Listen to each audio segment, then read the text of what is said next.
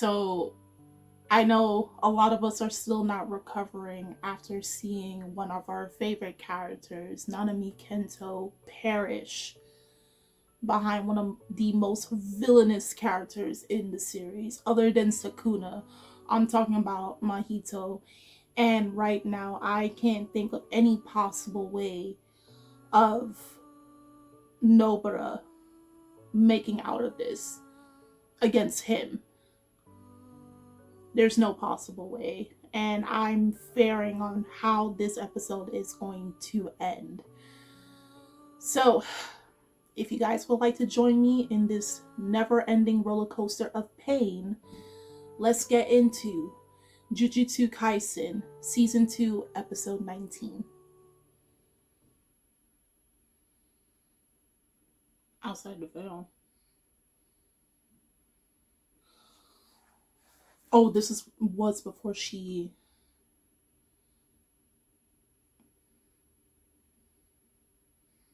She didn't listen to Nanamin.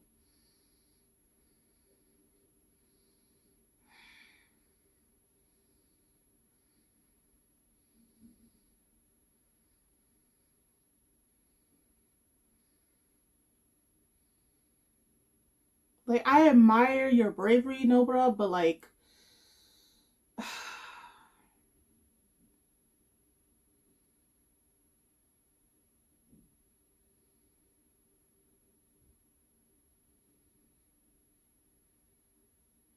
And she's the one that got to see the devastation of Shibuya.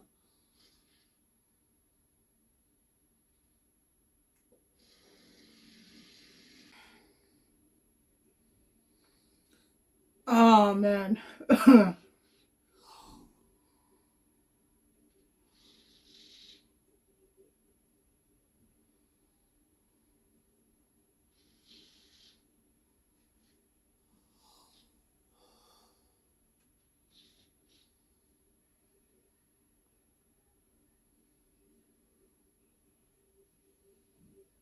No, they're not.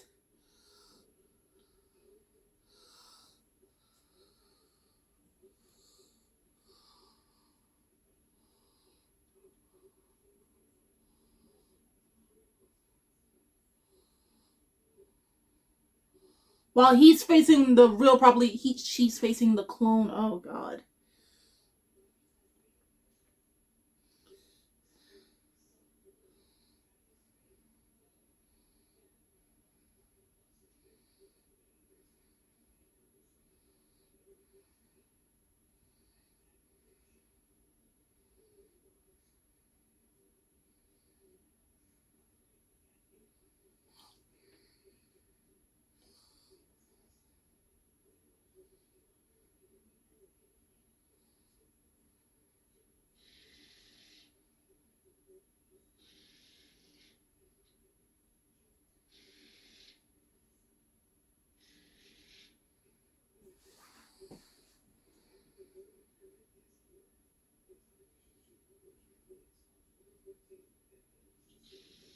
Oh, the wound on his face didn't heal up yet.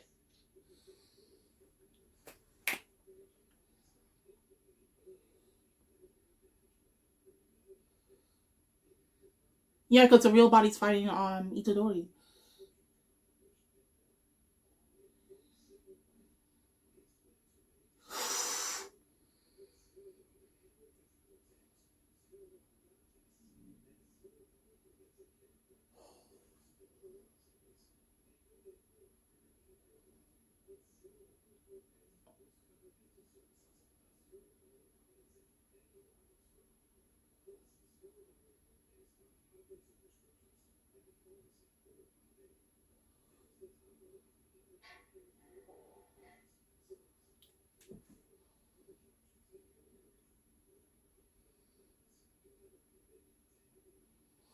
She was purposely laying them. Oh.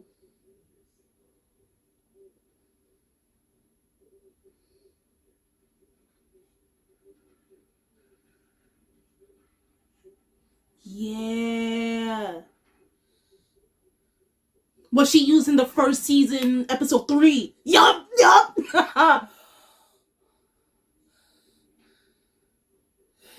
Yes! And episode 24. Yup.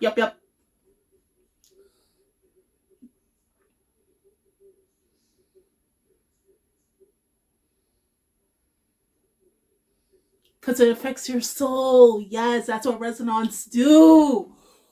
Because she pours a little bit of her own blood into it, remember? And her curse energy.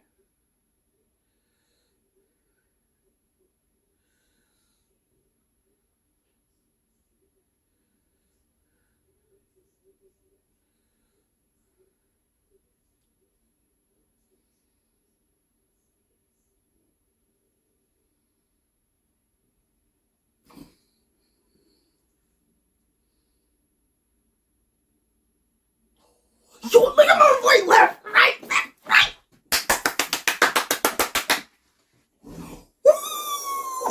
Ooh. Yes! Oh, yes, my boy! Do it for Nanami!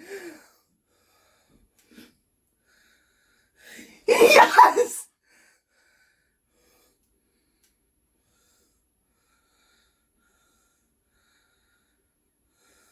Do it, my boy Yuji!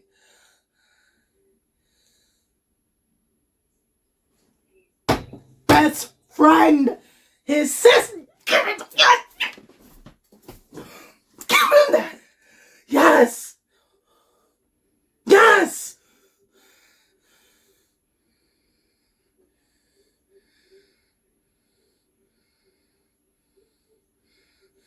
Oh, I haven't felt this satisfied him getting that beat down since season 1, bro.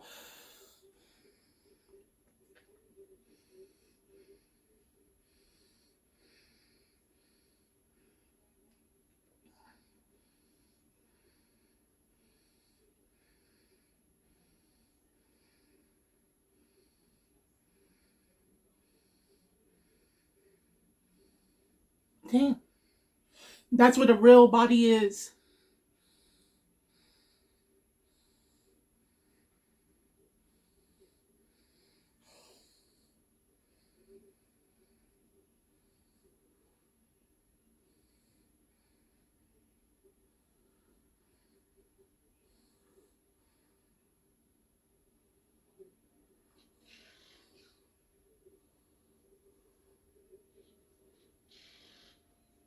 The real body. Oh, the fake is getting to the real body. Oh, God, oh, God.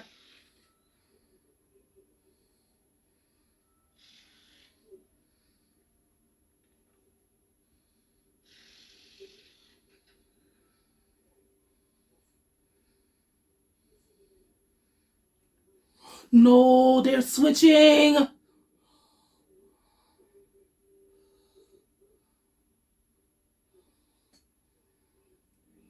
Oh, God, the real Mahito is coming for her.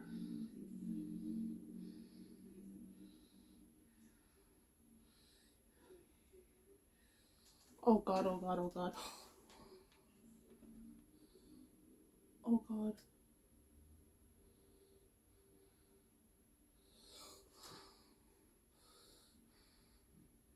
He's...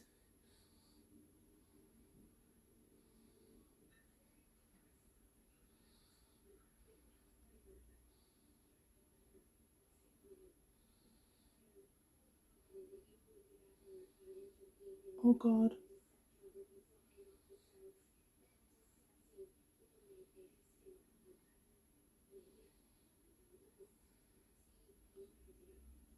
$2,009.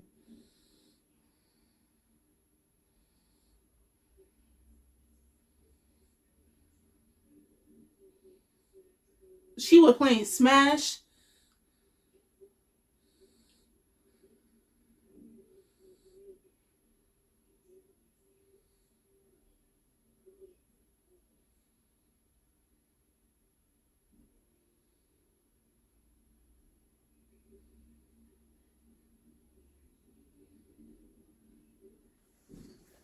He freaking touched her.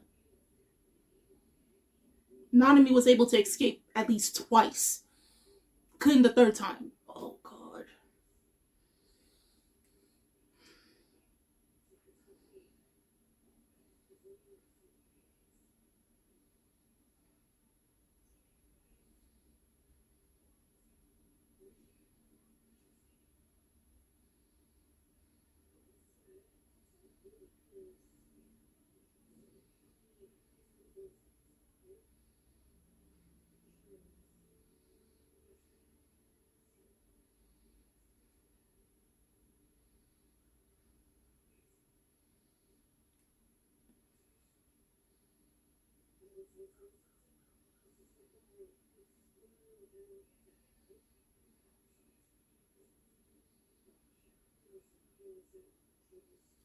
What? So it's because she had a blue backpack, they put it up there? No, they were jealous. Nah.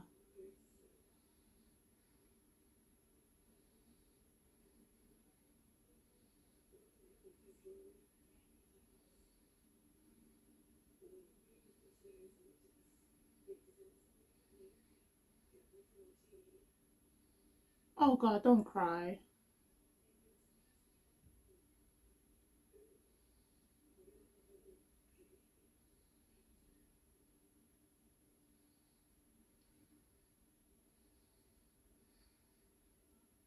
This is isn't this Sayuri? Oh no, this is somebody else.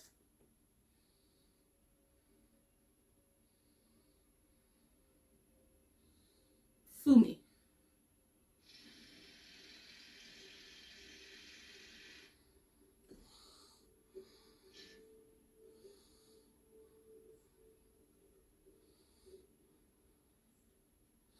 Nobara was a menace as a child.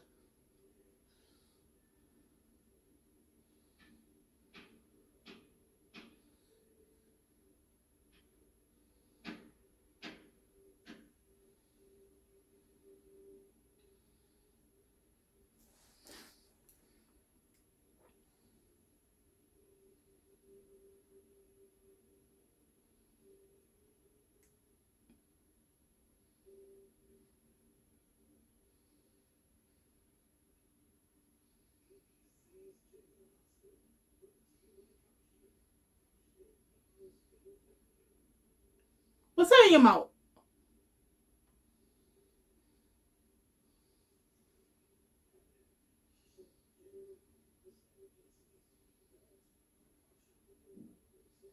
That old lady looks scary. Celebrate. Ew. How you know that she got her period the first? What? I'm calling her Sayuri Fumi.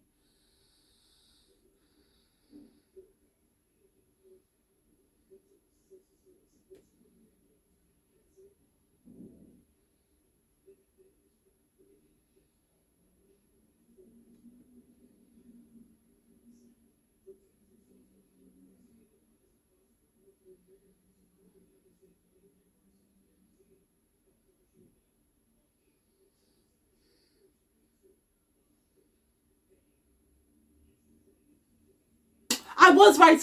I'm mixing them up. My bad. Sayuri. She liked her. She wanted to be. Sayuri. I knew it.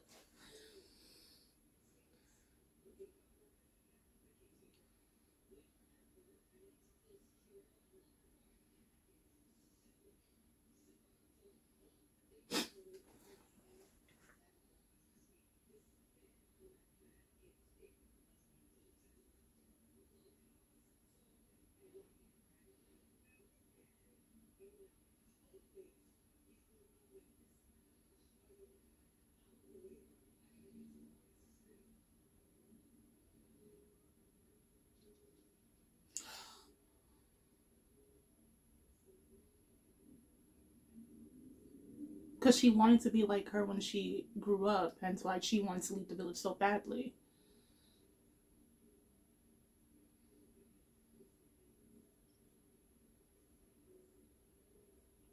Oh wow.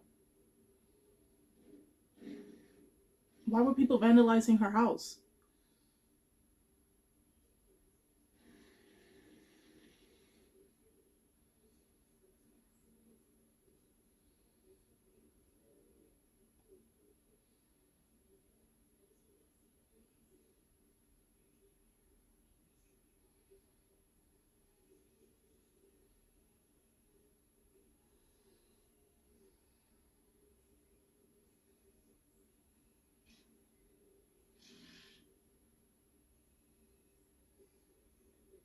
Yeah, that hurt Nobara. I-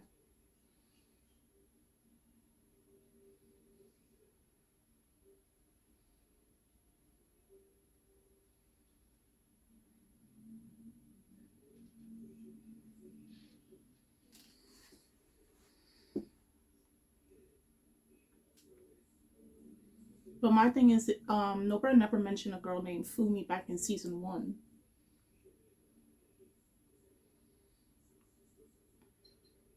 It was always sorry.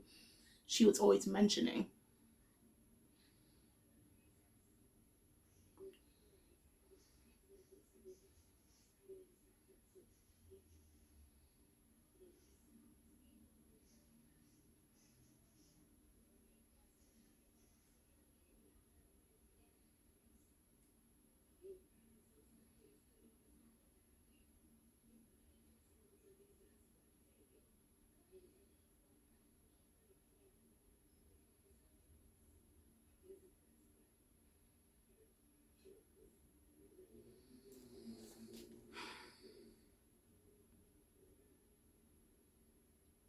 Dang. So now you just bring up this girl from Nobara's past. Like, come on, bro. Oh,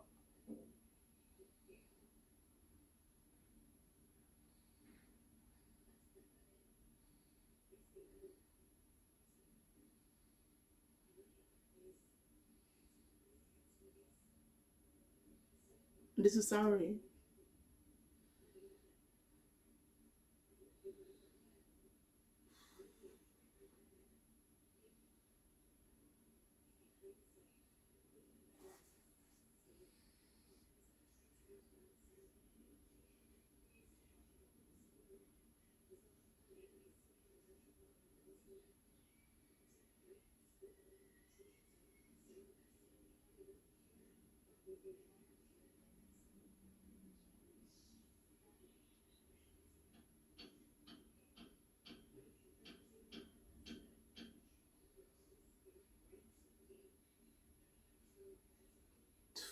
People are starting to hear about Shibuya.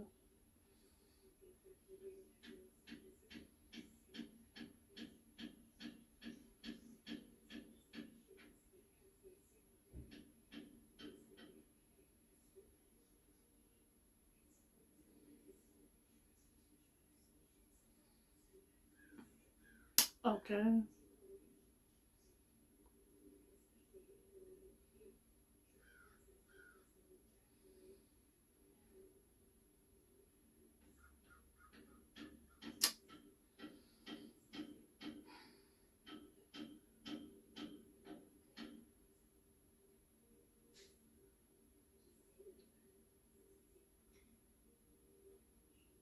Nobara really liked you. That's why she went to Tokyo to go after you.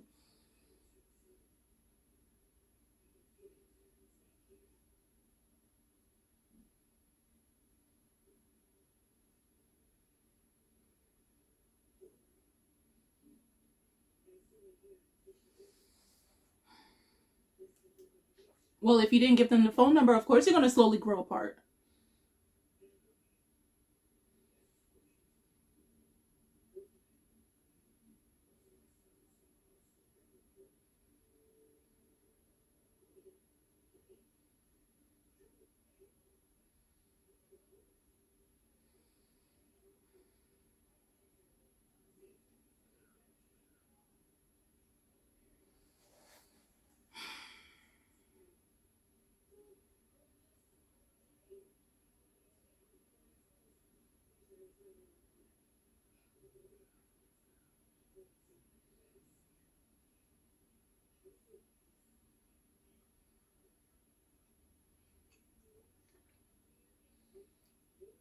Look at her boys, man.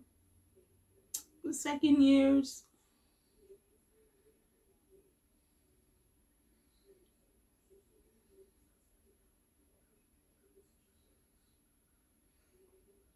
Fumi got a seat too.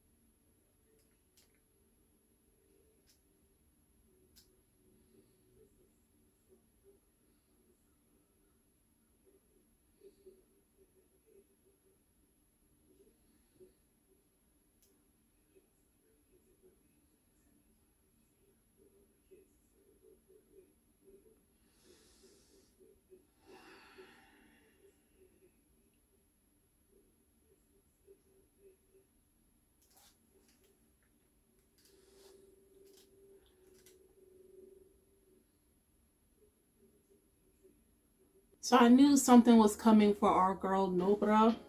But man, it still hurts, bro, because she was part of the trio. She was the last member to join for the first years. Remember, obviously, Megami was there originally because of his connection to Gojo.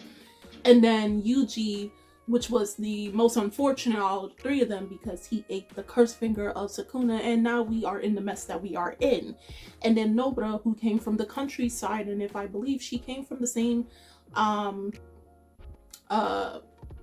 of Japan, countryside of Japan as Yuji. So I think the same village, if I believe, or a different village.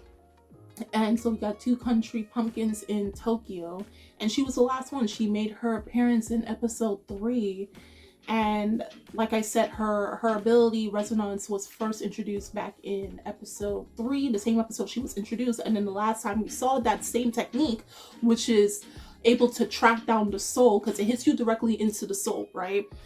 Even though it was the clone of Mahito, it was able to track down his actual part through his soul, which she directly hit. And the last time we saw was episode 24 of the first season. So it was very smart of her to use that same technique, because she was also the same natural enemy of Mahito, because the thing with Yuji, obviously he has Sukuna, so he can't touch his soul unless he's going to directly touch Sukuna, which if we would go back to episode 7 with Yuji and Nanamin versus Mahito, and Mahito touched Yuji's soul, therefore also directly touching Sukuna, and Sukuna did that massive damage on him, cutting him from the collarbone to the shoulder, and that led to him escaping and everything of that sort. So Yuji is his natural enemy, but also Kugisaki because of soul resonance, which also kind of reminds me of Soul Eater. That's besides the point. So he decided out of the two, he should take Nobara out because she is the weaker of the two, and she would also provide the most troublesome. While Yuji is more hand combatant, she would have gotten him in more of a mid to long range due to her abilities to use her nails and use cursed energy for them to fly in any direction that she needs them to go to. So he dealt with the most problematic problem at the time. And so we got a little bit more backstory on like the most important people in her life, right? Those who are in chairs. And people might say they don't really care or anything, but think about it like this.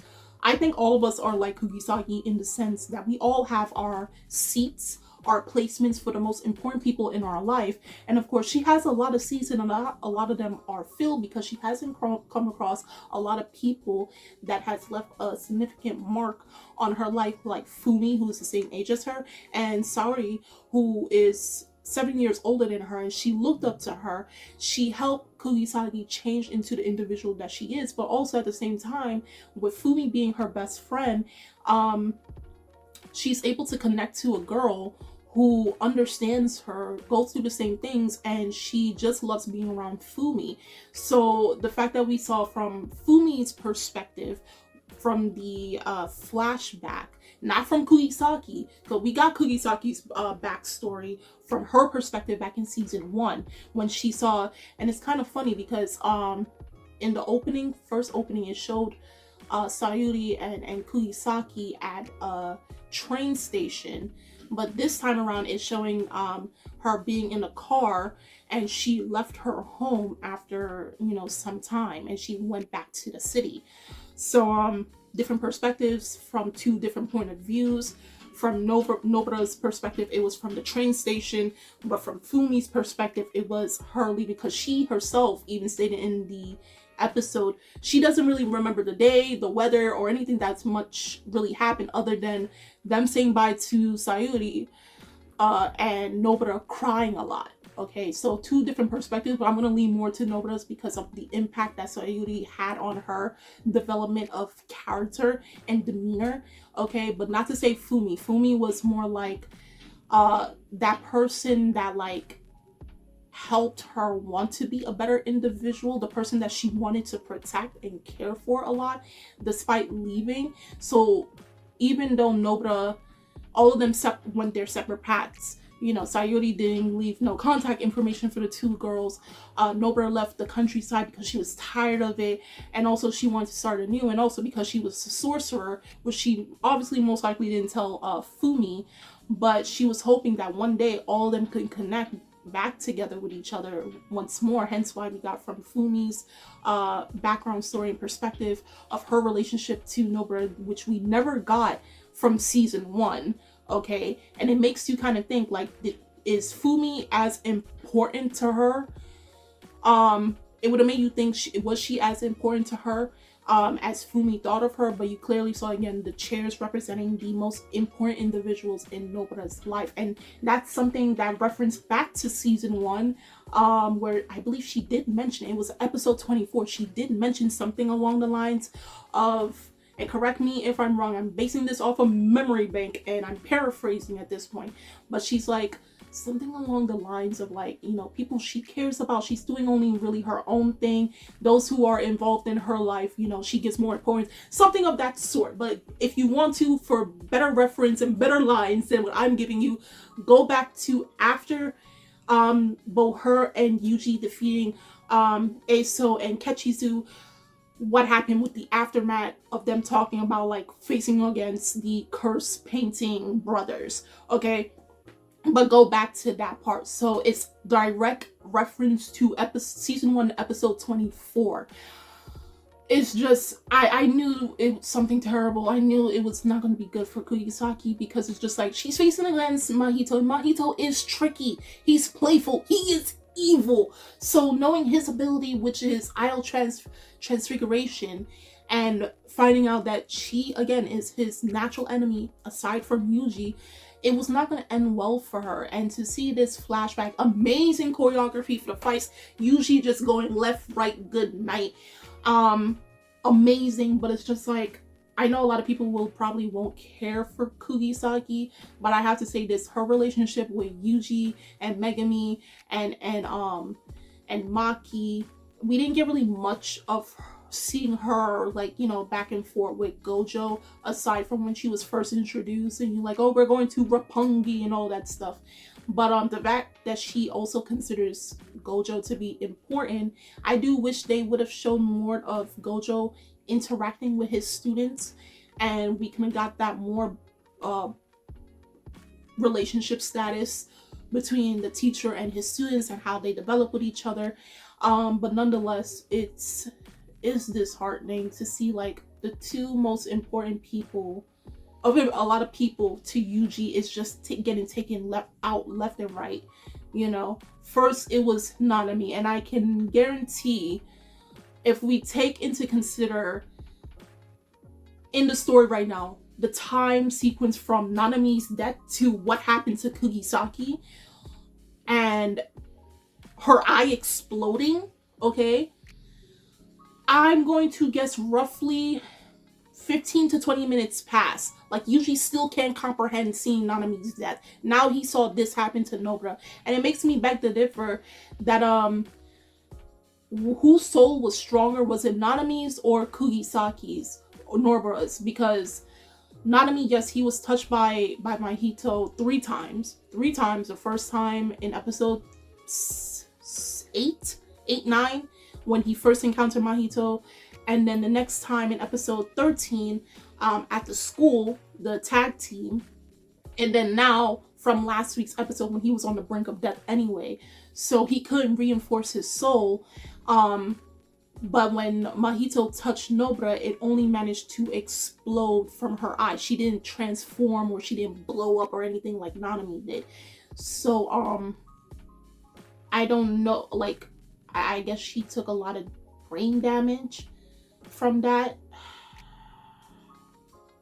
I don't know if she can make out of this, if she's like really dead or anything of that sort, because she didn't get the massive attack like Nanami did last week's episode. And I just feel for my boy Yuji. Witness all these people dying, his body being taken over, wiping off Shibuya off the map, watching one of his teachers dying before him, and then watching his best friend dying or taken out of commission right before him. Do you not understand the mental depression my son is going to go through after this? The trauma he is currently going through. But guys, do tell me in the comment section below how you felt about Jujutsu Kaisen Season 2, Episode 19. Oh, FYI, the official staff did put out a statement yesterday, and I'm gonna put on the screenshot for you guys, a better translation. Well, not better, but like a translation of it. From next week, the episodes are going to be back on Fridays. So the last 3 episodes are going to be for the next 3 weeks on a Friday. So instead of Thursdays, it's going to be on Friday, until someone can better translate, unless this is for TV broadcasts or for the streaming services. The last 3 episodes, episode 20 to 23, is going to be uploaded on Fridays from now on. Again, guys, do tell me on how you felt about this week's episode. If you guys have read the manga, please, no spoilers at all. The links are in the description box. You guys go check that out. And I'm Kimi-chan of Anime Legends. And I'll see you guys later. Bye!